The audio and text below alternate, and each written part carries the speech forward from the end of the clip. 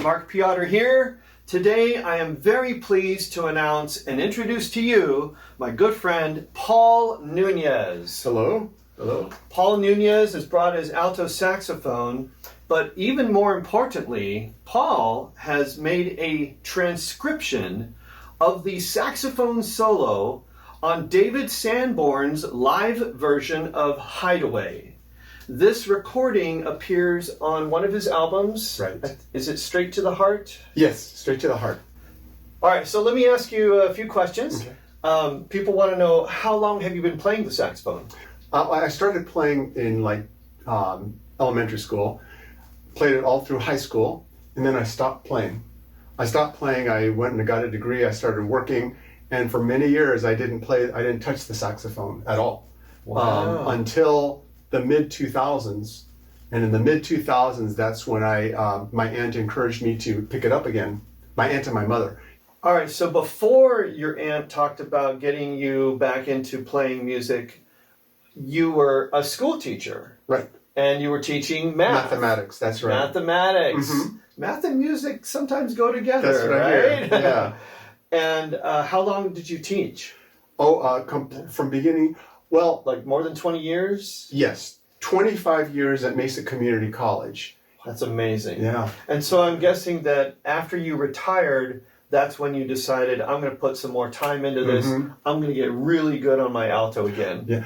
Around 2019 or so, I decided I wanted to get a different horn. And on the recommendation of some other people, I decided to try Yamaha. And it has worked out spectacularly well. So this is the Yamaha Custom Z. Custom Z. Yes. From roughly 2019-ish. Yeah, probably 2018, 2019, I'm guessing. Beautiful. Yeah. And a lot of my saxophone nerds, they want to know, what mouthpiece and reed do you play? Yes. I'm playing right now it's a David Sanborn signature model.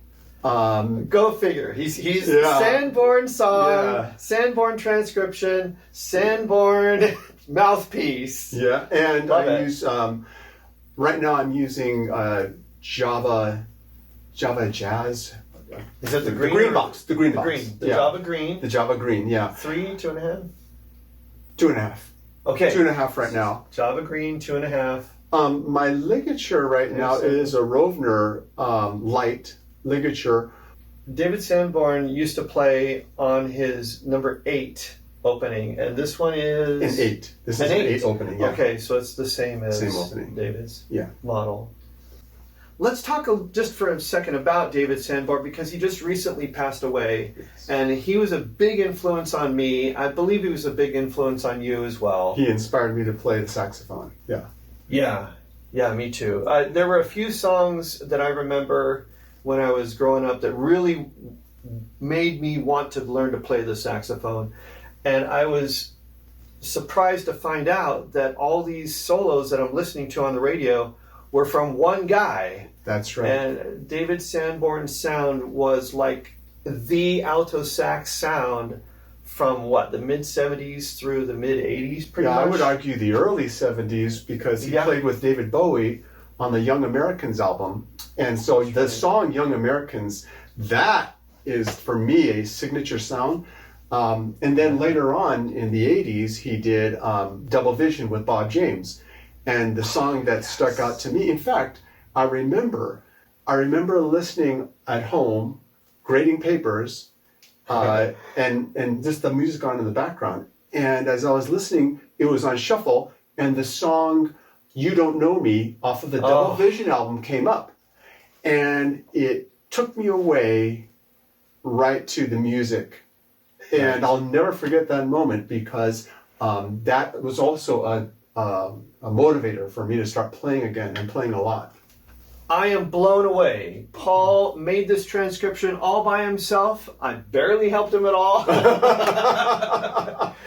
Yeah, it's super good. Thank you. We're going to show the transcription on the screen, and Paul is going to play it at 2 different speeds.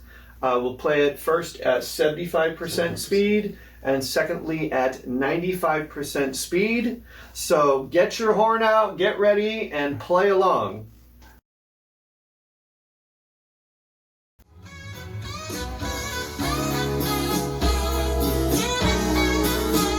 we go.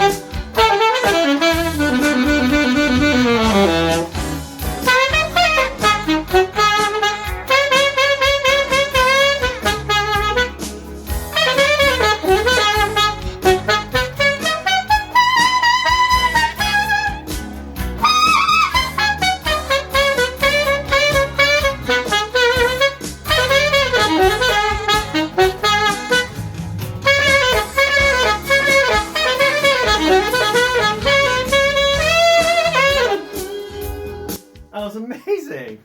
Are you happy with that? I'm happy. I'm very happy I'm with happy that. with it.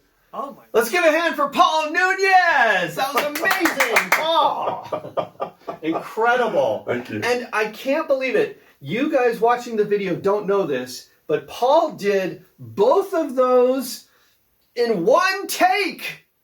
One take. How do you do it in one take, Mr. Paul? Well, that's what I was saying. At the end of 1,000 takes, one take can sound good. But it's all about practice, you know, and working up to the speeds, you know. And in fact, when I was practicing with this, I would practice at the lower speeds, then go up 5 beats per minute, more and more and more, until I could slowly work my way and iron out the problems that occur, that, you know, the errors and and things like that, and iron them out as much as I could. Right. Well, thanks again, Paul, for being here. And thank you, viewers, for watching. And we'll see you next time.